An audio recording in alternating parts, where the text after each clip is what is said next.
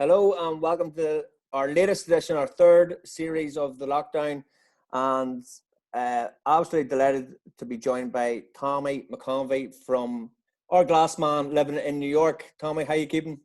Doing good, John. Doing good. You nailed it on the head there. We're in lockdown here, and I'm living in Maspeth up in Queens here. There'll be a lot of boys from home will be living around me here, So yeah, it's been a tough 4 or 5 weeks, but we're all in. It's the exact same at home there as well. Everyone's kind of been locked down for the past month, so hopefully maybe there'll be a wee bit of light at the end of the tunnel. Here in New York, it's May 15th, I think, is the kind of date that they've put out there at the minute. We'll be allowed to kind of get back to work and stuff. But look, that could change, in the next week or two if the numbers don't come down. So yeah, what's the experience like, Tommy, over there? Is the shops open or not, or is it just essential travel, or give us an idea of what your day to day? Yeah, pretty much lockdown. As I say, I remember St. Patrick's Day. It's always a big thing out here. There's hundreds of thousands come to that, and I remember it was around March 10th. They cancelled that. So we kind of knew whenever they cancelled the St. Patrick's Day parade, that this was definitely something that was going to affect life here greatly in New York. So the company I work for there, we kind of we shut down. I think it was that Friday, March 20th, just after St. Patrick's Day. The construction boys, they seemed to go on for maybe a week or 2 weeks after that. It was kind of maybe the 1st of April. The New York mayor here, I think they kind of took the idea that with everyone out of the city and nobody working, it was a good idea to keep the construction going, so that the jobs could kind of, rattle on quicker, maybe if there was less people in the city. So, just speaking to a few boys, actually, Gavin Joyce there, he was a Ballymartin man. He lives across the street from me here. I was speaking to him a lot of weeks ago, and he was saying that they were working away right up until, I think, the end of the first week of April. So, I don't think that was maybe the greatest thing to stop the spread of the virus. Anyway, you hear a lot of voices on the TV here, like you would hear Trump on, he'd be talking, and then have you taken any disinfectant yet, or no? I was looking to see if I could get it hooked up there, but yeah, no, it's here in New York, it wouldn't be a big place for the Donald, even though he's a native New Yorker, and he wouldn't have much support here in New York now. See, you're listening to him, and then America's a strange place too, because then you've the governors in every state, so here with Cuomo's the name of the governor here, and he's been very vocal, and he's been speaking a lot of sense, so you would tend to listen to him a wee bit more. But then you have the mayor of New York as well, so and he's a bit of a cowboy, if you ask me too. Like I literally just seen there on the news there yesterday that they've decided now that they're going to shut the subway down from 1 a.m. to 5 a.m. to clean it and disinfect it. So, to me, you'd think that would have been something that would have been doing, all along, or even, you're 6 weeks into this thing now, and now they're talking about this, I don't know if you've ever been to New York, John, but no, I haven't had the pleasure. The subway system here wouldn't be the cleanest or the healthiest and the best of times, so when there's no pandemic floating about it there, you kind of think they would have cleaned her up a wee bit, but obviously now they're just getting around to that. So it's it's been difficult. We would just it seems that maybe the government's not as strict here as it was maybe at home there, or maybe down south there. I know that you could only travel, a couple of miles from your home or whatever. You would run the risk of getting ticketed and stopped by the police. It's not like that here. There's no real restrictions to that extent. It's a stay-at-home order, which means you're kind of supposed to stay at home. But look, if you go out and about there, like you wouldn't be seeing checkpoints or anything like that. And the people themselves, I think, have been pretty good at staying at home and being fairly strict, but it's more on a personal level there, Yes, it's great to see that you're safe and well, and safe and well, and good stuff. Still ticking away. Thankfully, I haven't got it. So. No, that's true. Tommy, you're a man of many talents, and you're the manager of Brooklyn Shamrocks and also the chairman, which means you can't get actually sacked. So you've done a good job there sewing that up. It causes a lot of debate and friction there, but sometimes I wish I would get sacked from both positions, but then then you take a step back, and you need to take a deep breath. But I got involved with Brooklyn Shamrocks there since 2011 or 2012. I was kind of finishing up the old playing career myself there, and I played a bit of junior football with them back in 2012 and won the Junior B Championship. So that was a nice, and then kind of after that, I was getting into my early to mid 30s, I guess you could say. So I decided I would, just kind of fell into the role of managing the team the following year, 2013, and it's kind of just rolled from year to year, and we had a great team in 2015. We won the Junior A Championship, so you're always striving to get better. And we've been in intermediate this past couple of years. We won the intermediate league last year. We were hoping to give the championship a good rattle this year. So obviously this virus is playing a bit of havoc with that. So you're always trying to strive on there and win things. And the Brooklyn club themselves have been around for a long time. I think they were set up down in Bay Ridge in Brooklyn back in 1955. Even a lot of people here in New York wouldn't know that. That they think Brooklyn was maybe a relatively new club, because a lot of the students that are coming over now would be moving into some of these artsy places of Brooklyn, and a lot would think that maybe the club was only established maybe 10, 15 years ago with the influx of those people. But no, it was back in the 1950s. There was a big Bay Ridge, Brooklyn was a big area down that area for the Irish back then, whereas a lot of the Irish now would be maybe around here in Maspeth and Woodside and Sunnyside and Astoria and that. Back then, a lot of the Irish would have went down into Brooklyn, and the club was established then, and they've really been a junior club all along. I think when we won the Junior A Championship there in 2015, I think that was maybe the first time they'd won that. So we're up into intermediate now. So this past few years, it's been new waters, and we're trying to push on there, with a good club of men, and it's always just trying to strive forward, Because it is difficult, no matter if it's home or abroad. The workings of a GAA club with everything that's going on, off the field as well, fundraising that is, and I remember there was a down team formed in New York, but were you involved with them first, or was it just straight to Brooklyn? Yeah, that's correct, John. Yeah, when I first moved over, I moved over here in 2003. I'd finished up masters up at Jordanstown there, and I had actually been to New York the summer before that, and it was me, yourself. There was me and 4 or 5 boys from home there. Came out, and the anticipation wasn't really to play football that summer because we were a wee bit later. We had just graduated, we finished the degree actually, so we had to hang around and graduate and do all that stuff. So really the middle of July that summer, which was 2001 actually, it was the year of September 11th, we came out for the summer, and it was funny because 4 or 5 of the other boys were already here from the middle of June, and they had accommodation and all set up there, with the football club. So when we landed the middle of July,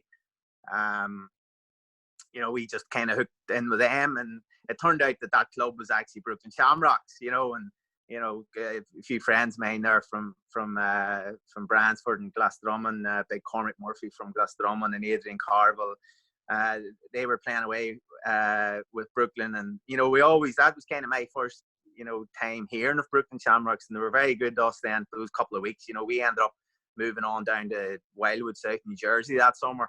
But then when I moved back here in 2003, it was really just to get away for 6 months, and look, I'm still here, so you can tell I had I enjoyed myself, and football, when I first moved here, it was January of 2003, I suppose, and it was all about getting a job and getting set up, and I ended up getting a job in a bar in Times Square, so that was in the middle of the action, and the money was good, and 1 year ended up being 2 years, and there wasn't too much football talk at that time either, because yourself when you're away, and so then like a lot of the friends, then obviously a lot of the Down boys that I would have been friends with, they were all involved with the Down club. And I would actually try and model Brooklyn on what the Down club done back then. They worked hard to get a good home base of players living here, that were the foundation to the club, and they built it up from I think they won the junior A championship out here, maybe 2005 or 6, and they got up into intermediate, they won it, and then they actually won the senior championship in 2009. What happened then was a couple of the boys that were running it, Kevin Coulter, I think, was heavily involved with from Mayor Bridge there, and we Darren Quinn, Vince from Castlewell, he was involved, and as you say, there's a lot of those boys, that you need them to run the fundraising events, and I remember going to a lot of events that the Down Club ran back then, they would have had boxing nights and nights at the race, and they're all great crack, and they were a great way, to get everyone together and talk about about the old days, all the crack. So when a few boys left and went home, then it was I guess there was only a couple of boys left here that kind of run the ship, and I think they kept it going for a year, and then just the money wasn't there, because especially when you were up in the senior division there, and more so back then as well, there was a lot of heavy hitters there with other teams that were pumping a lot of money into it. So unless you were able to fundraise 50, 60, 70, 80 grand for just 1 year of football, there's really pointless taking part in it. So I guess their option was to kind of fold it up and go back into the junior division and build it up again, but that just never happened. So as I say, when I went back to play a wee bit of football, then the club was actually gone at that point. And a few of the lads that would have played for the Down club then would have came over and played for Brooklyn then, and that would have helped us out a lot, to win, those early junior championships. So that was kind of the history behind that. But they done well, they won a senior championship out here. That was big Packy Downey, I believe. He was one of the main men behind that. But you had a lot of Down boys would have played for that team. Eugene O'Hagan, good friend of mine, lives up the street from me here as well. He would have been a backbone of that team. And Brenton McGurdy was out here, Portaferry man. He was over playing at that time. He was a great lad. And Mark Dobbins and the Annetts and Sloans. There was a load of Sloans, Matty Call playing. So you had a good. They were all back. It was a real Down club. Like they might have had a couple of Armagh boys in there just to keep it spicy. But they were great. It was a great club, and as I say, the fundraisers were very memorable, and there's the stories, and they're a great man. He'd be one of my best mates there. He'd be from where you're from or whatever there. Liam Lucy Farr. Oh, aye, Lucy, yeah, Lucy. Lucy. Lucy. Oh, aye, Lucy. Great man, for the stories, and he was a big man behind the Down club, and then he came and played for Brooklyn and won his junior championship was too, so all good lads. Well, that's good. At least and it's good to see that you've benefited as well, and they've had their stamp on New York GAA history as well. So you never know what the future might hold. But I just want to go through because I'm not familiar with the New York setup at all. Tommy, I'm a Boston man myself. I was out in 2003, I think it was, with Aidan McConvey. So I've always looked at Boston, how they're performing out there. But so New York, it's what way is it? There's one ground, is it the baseball ground, and the heavy hitter teams then? What way does it work then? Yeah, but it kind of so. The New York GAA, it would fall under the umbrella of Croke Park, so we, I'm sure when you were there playing for the Max in Boston, if you won the Boston Championship, I think you went on to what they call the National Championship, the American Championships, and you play maybe the Ulster club from San Fran, and Philadelphia and Chicago, or everyone knows. So New York would be an outlier from that. We wouldn't play in those competitions. So here in New York, you would have, it would be very comparable to a county at home there. Like, we would have there would be between 30 and 35 clubs there, and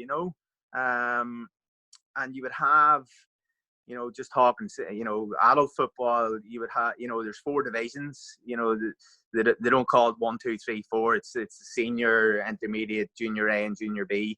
The way it's structured is, there would be more teams in the lower divisions. So junior B would maybe have, 9 or 10 clubs. Now, some of these clubs might have, like St. Barnabas there, for example, which would be you would consider it like an Irish American club. They would have hundreds of kids playing for them, from underage football. Like they would have the exact same at home there, under 12s, 14s, the whole way up through. Brilliant. And then they would have a team.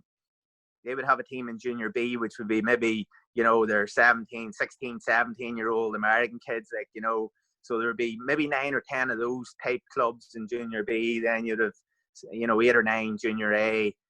We're in intermediate. I think there's seven clubs in intermediate, and then senior there's 5. I think 5 or 6 at the minute. The way it's working out, and that basically goes back to the whole money thing as well. Like, it's hard for some of the smaller clubs coming up. If they do get up into senior, they might only last a year up there because there is a money aspect to it as well.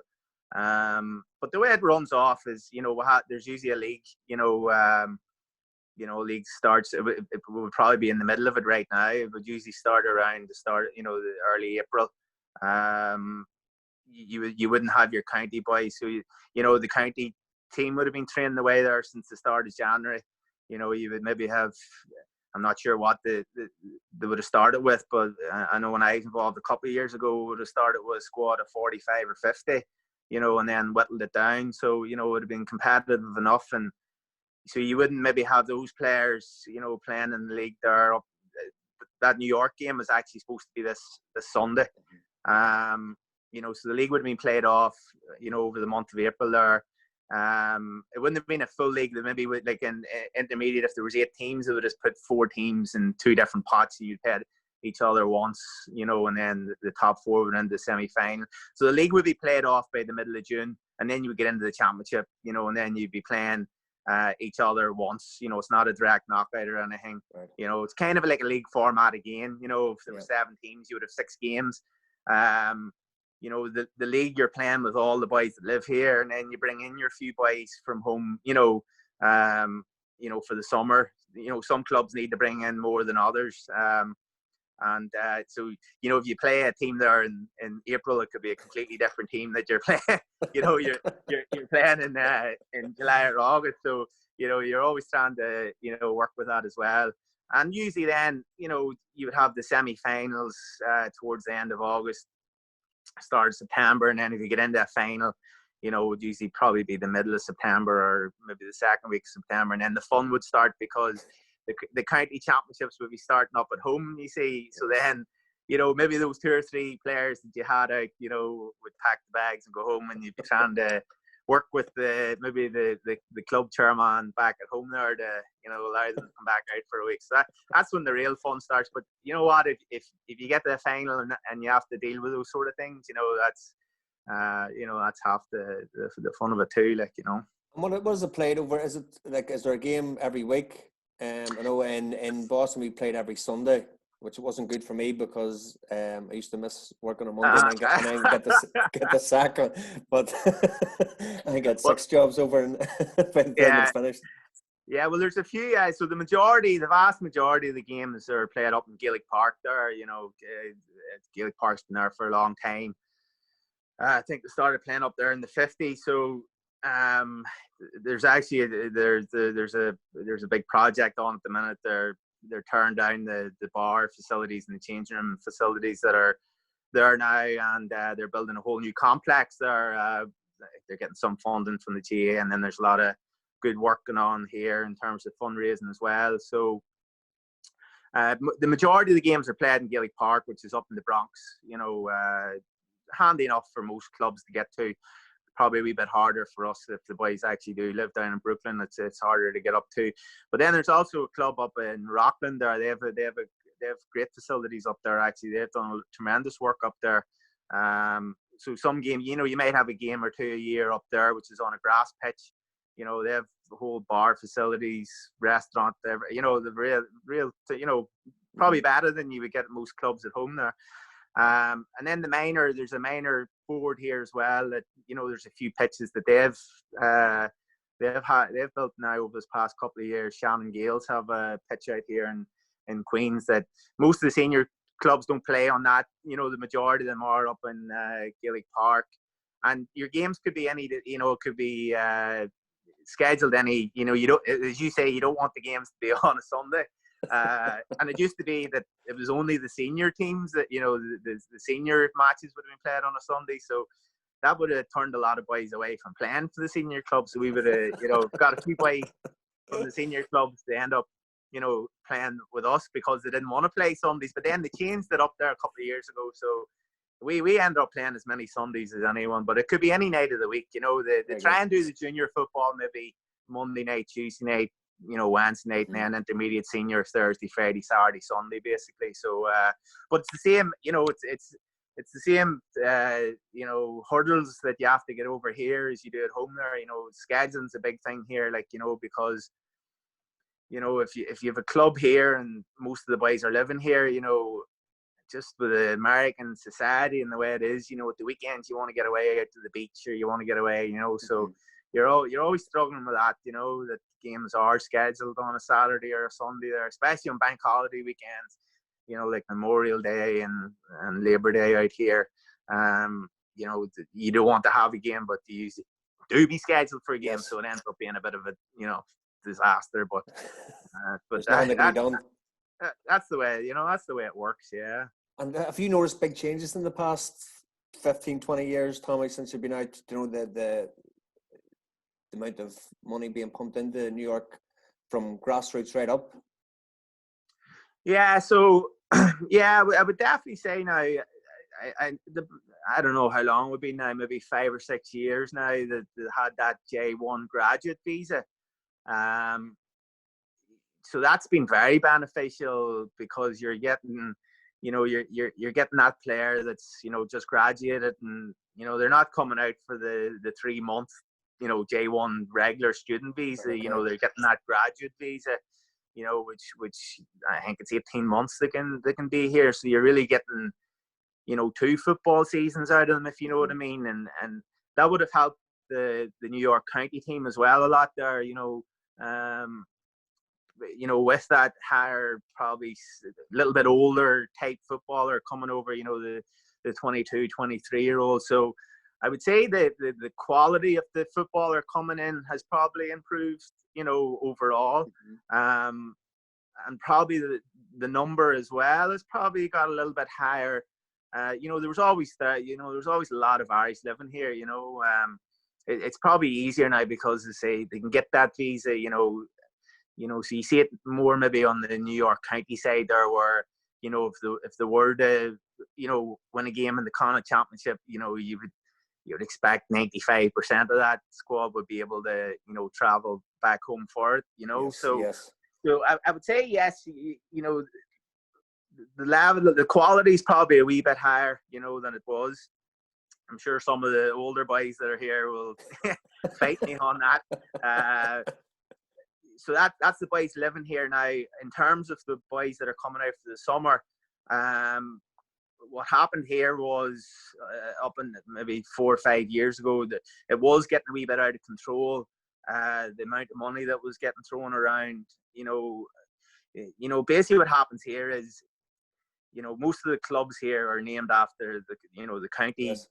Associations or whatever it would have been back in the day. So, if you have a big construction owner from Kerry or a big bar owner from Leitrim or, whatever it may be, and are, competitive and, want to win and want, Kerry or Donegal, mm-hmm. To be top of the pile, they were willing to cut a check, for, 50, 60, I don't know, whatever, 60, 70 grand, so what happened then was, you were looking at these senior teams, and maybe one or two of them, you'd have been looking at them and saying, during the summer they were bringing out, 4 or 5 county players, and not just county players, but top shelf county players, and it was highlighted, and it might have been 4 or 5 years ago. I know Laois made a big stink because there was a few Laois players come over, before they played in the back door, they maybe get knocked out of the Leinster Championship, and then they were supposed to obviously, but they pulled themselves off the county setup because they were getting money to come out here. So it took a couple of years here in New York for, I guess, the committee to, come up with the rule change. And it basically went from, one peak where, we were taking, the top level, and the rule changed that if you were part of a county setup at all, league or championship, you couldn't come to New York that year. Right. So that, and that, it was going from one end of the Richter scale to the other end of the Richter scale. So, if you were, number 26 on a, awfully, league team, and you weren't even on the championship, that restricted you actually wouldn't have been able to come to New York to play, for the summer. So, definitely, it stopped the big money. It kind of leveled the playing field a wee bit. And but on the flip side, you haven't been seeing those, kind of what they would call all-star footballers, coming here for the summer.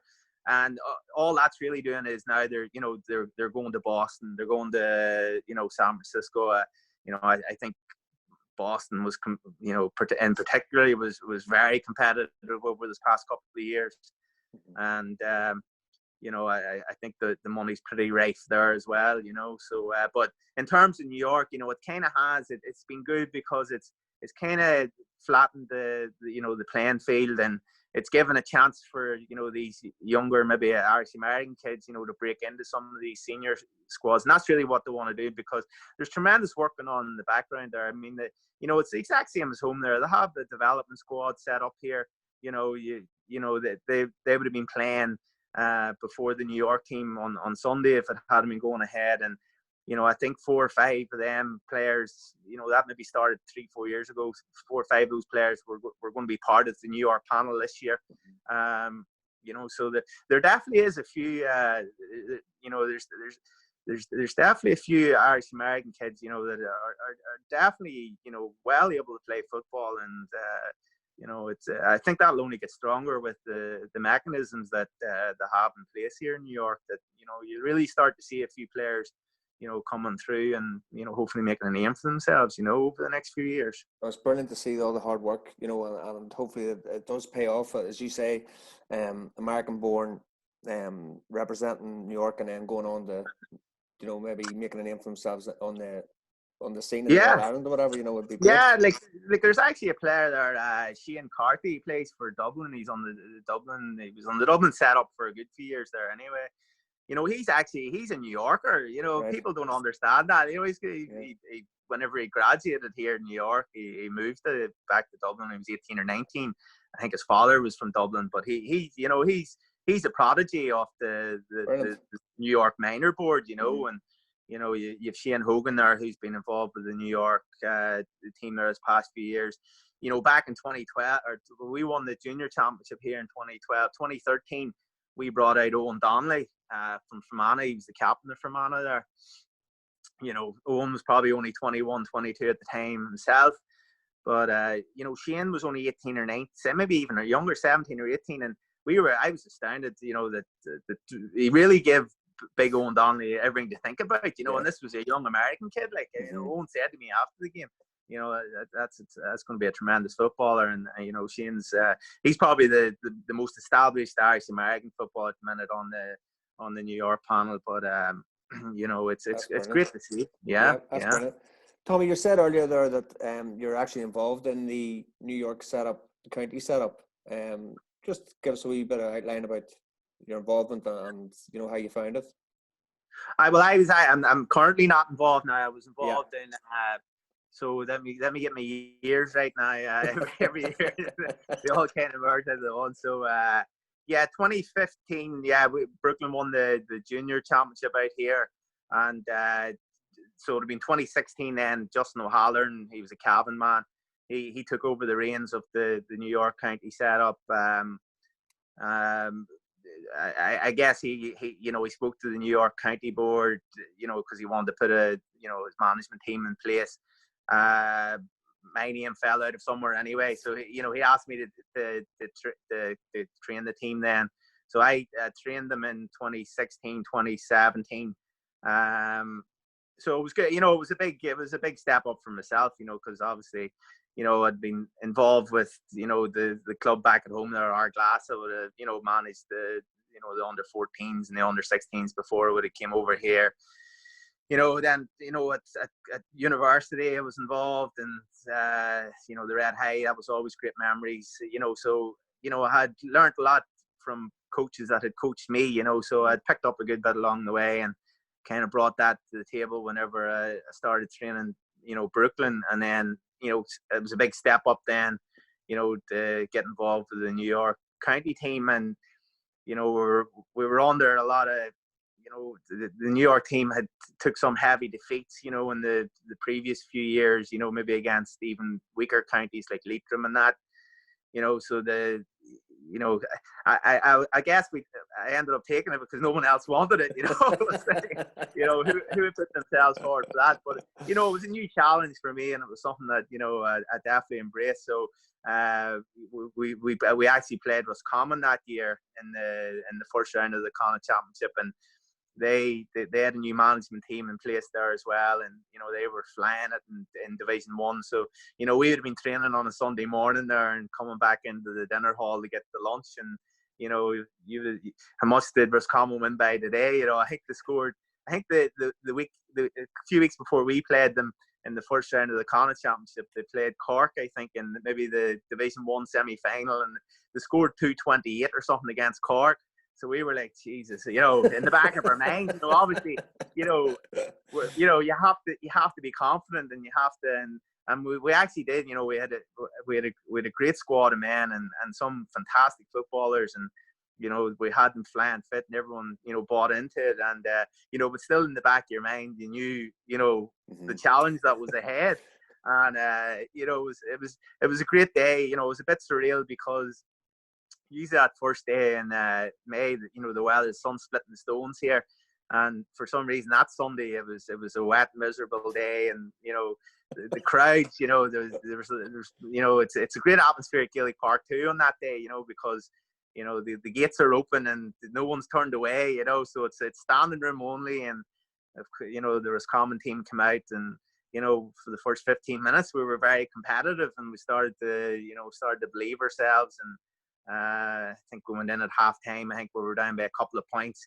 and very unfortunate to go down at half time by a couple of points. Keith Quinn from Mayor Bridge there, he was wing back that day, and he got a black card after 15 minutes for absolutely no reason at all. So he was a big loss for us, and but we regrouped and came back out in the second half, and we really took the game to Roscommon, and there were still a few points ahead, and then we started to peg them back, and we were all over them in the last 5 minutes. They got a penalty. They got a penalty awarded to them. Another very, very dubious penalty. Actually, another down man was involved in the middle of that. Jordan McCartan from Bourne. Yeah, no, Jared, yeah. I think he was full back that day. He so they got a very dubious penalty anyway that was granted, and scored it, and so we ended up getting beat by a point, but we took them the whole way to the the final whistle. And to be honest with you, if the game hadn't went not an extra minute or two, I'm convinced we would have won it, because we were on the front foot and they were on the back foot, so that gave us great confidence then, for the following year, and there was a good buzz around the place, and it gave us, the management team, a bit of confidence as well. If, you're doing something right. We understand. The footballers we had were brilliant too, and that was a big thing then, to try and keep that core group of players together, because, as I say, a lot of those boys would have been out in those graduate visas, so you're always running the risk that a few of them would be heading back home again. So we brought in a few more players then for the following year.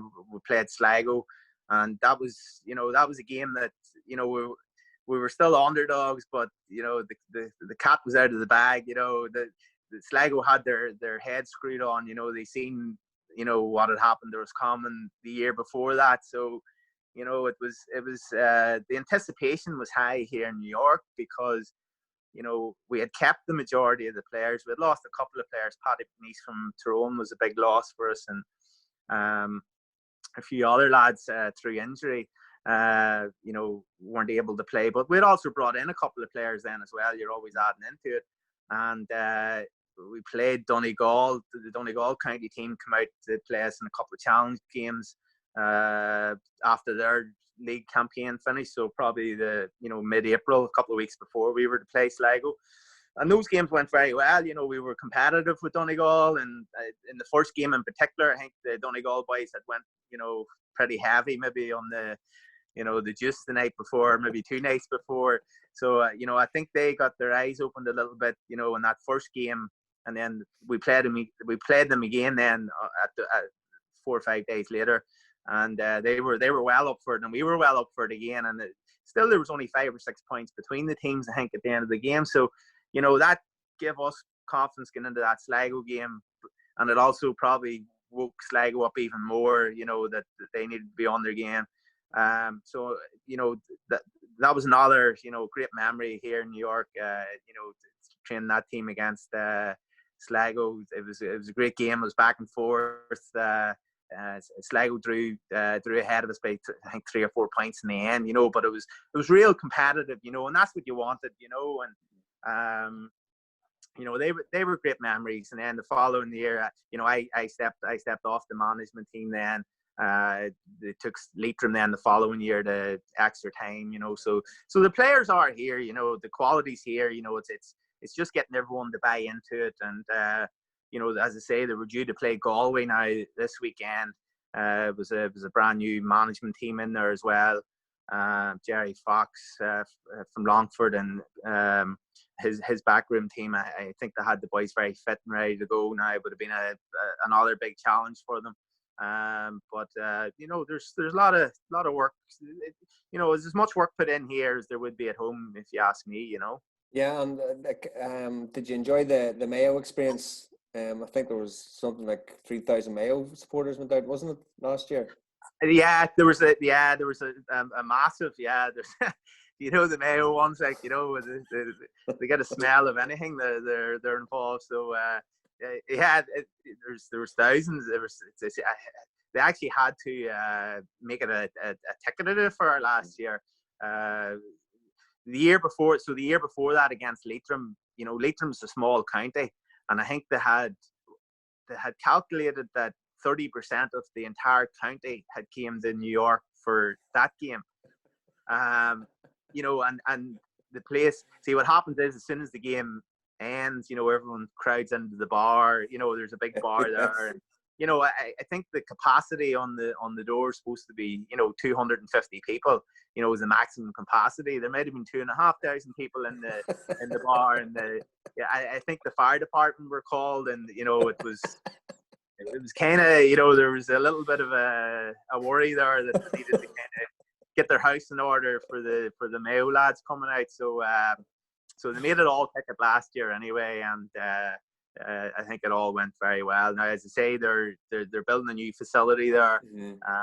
It's probably been held back now a little bit because of this whole virus thing, but it'll be nice when it's all finished. Well, it's great to see New York's on the up, and when was the last time they won a Connacht match, Tommy? They've actually never. They've never actually. Well, I think they've been playing in the Connacht Championship now probably for. Oh God! Since I came here, anyway, they've always been playing in it. So I would maybe between 15 and 20 years they've been playing in it, and they've never actually, won a game in it. Yeah, so it'll be some party then, whenever it does happen. Well, that's the thing, So you have to take these opportunities when they arise. I remember I just moved out here. It must have been 2008 or 2009. They took Galway to extra time. Padraig Joyce and all was been playing for Galway. They had a great team back then. so that game went to extra time. So they were, a kick of the ball, they would have won that game. As I say, against Roscommon, I feel if maybe a couple of refereeing decisions had went our way, and maybe an extra minute or two added on, that could have been the breakthrough. But it will come, as long as that structure stays in place, whether they continue to play in the Connacht Championship, it will happen. It's just a matter of time, because I think here in New York the structures are right, and it'll only get better. Yeah, it's great to see you getting the house in order. Brilliant.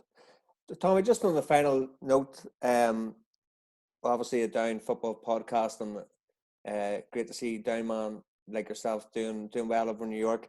Just as anyone, there's been many Down players come through and played. And is there many players that have stuck in your mind just who's have the good careers over in New York? Oh yeah, well actually yeah. So the panel that we have at the minute there now, Mickey Cunningham there from Castlewellan, who's the Down goalkeeper there for he's our number one there at the minute. He's a great lad. He's got heavily involved on the committee side of things as well over here. He's doing a lot of fundraising and stuff for us. He's a tremendous goalkeeper. You really, you see that when he come over. Just the kick out. He really is fantastic. Paddy Boyle from Castlewellan. Paddy would moved out here now. He's probably 8 or 9 years. Maybe not that long. Maybe 7 or 8 years he'd be out here now. Paddy would be one of the top footballers here in New York. He would have won Player of the Year a couple of years. He would have been constant in that New York team now over this past 4 or 5 years. So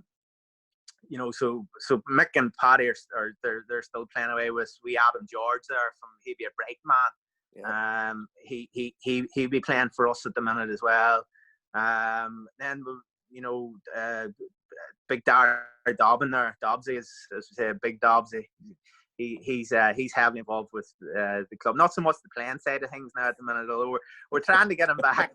We're trying to get him back, but he's working for a big construction company out here, and it's very hard as well. It's the same thing at home there. You have you have to get the work-life balance going as well. Yeah. So we would train there on Tuesdays and Thursday nights at 6:30. So just it's hard for some of the boys to get out of work for that time. So they'd be the boys that would kind of be from Down that are involved with the club at the minute. Eugene O'Hagan, who had mentioned there, he'd be, well, I'll say he's originally from Cabra, but he's a Clonduff man. If I said Hilltown there, he would probably fall out with me. So I'll give him his right location back at home there. He would have, as I say, he would have been heavily involved with the Down club out here, and he kind of took a step back there from the GAA here in New York this past few years. So he would have been at me a lot back in the day to get involved with the Down club, and now I'm torturing him to get involved with the Brooklyn club. So I finally got him on board this year. So he was going to come up and help help out with the training and all that. So I don't know where that's coincided now with this virus. He's got off very lightly. So that's another Down man that that's currently involved. And then over the years there, as I say, I mentioned Lucy Farr there. I would be remiss not to mention him as definitely one of the boys that stuck in the mind. Niall Cunningham, Chunky there, he's from York Shamrocks club. He played for us for a couple of years out here. And then Glenn Burden and Hugh McGee, Longstone men. I think Hugh won an All-Ireland minor medal with the Down team in 2005. He would have played for us a few years ago. He moved on. I think he's living in Boston or somewhere now, or he had moved somewhere else. Right, yeah. He left the club. He was a real nice lad. Shane Lavery from Warren Point there, he would have been over here for a couple of years. He would have been involved with us more on the training side of things. He was a wee boxer from home there, so but he was bluffer Tommy. Oh yeah. He worked for me as well. So I could tell you a lot of his bluffing stories for both sides of it. But they were all all good lads and good footballers. And Sean Dornan, another man there from Castlewell, we would have took him out in the sanction there a couple of years ago. Very good. You know, so you know, you try and keep, you know, you meet a lot of, you know, you kind of, if you take a couple of boys from one club and you tend to, you know, the following year they'll go back home, and you know, the same boy, you know, different boys be coming from the same club. So we would kind of be aligned with a few clubs throughout Ireland there, you know, Sylvester's in Dublin. We would always get a few players from them. Steelstown and Derry would be sending us a few players. Hugh McGrath, who'd be a good friend of mine from Saul there, living in Derry now, involved with O'Neill's. You know, he's heavily involved with that Steelstown club. So he would always be keeping me right. You know, there's a few boys looking to come out, you know, they would usually give my number to them or something, and I would take it from there, like, you know. But no, it's great. You know, it's, you know, the thing is out here, you know, you get to meet a lot of boys that you probably wouldn't have got to meet, you know, if you were living at home there, you know, and even boys from around the county itself, like, you know, that you might not have had an opportunity, you know, your paths just might not have crossed, you know. Exactly, but yeah. Even to go home there, and you know, I was home there last year actually at the Listowel races down in Kerry, and a couple of the boys that play for Listowel Emmets, you know, that had played for us a few years ago, came walking up the home straight there, you know. So chatting away with them as well, you know, and you know, that's great, you know, and that's why we're involved in it, you know. We always want to win, but you know, it's great for the social aspect of it as well, like, you know.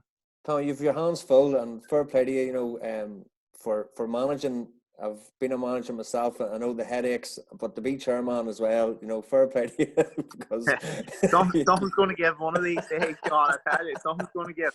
Tom, it's great to meet you, and keep up the great work. And I'm sure if there's any boys in the future, get in contact with yourself. He's looking out to go to New York, great club. Oh, absolutely. Only the good ones, though. Now, only the good ones. I can't promise you that. God knows who's watching this. No defenders, only forwards. Tommy, great to see you. Thanks very much for jumping on the call. No problem, John. And look after yourself, and hopefully we'll get football back up and running ASAP. Absolutely. Same to yourself, John. Chat to you later. Cheers, Tommy. Thank you.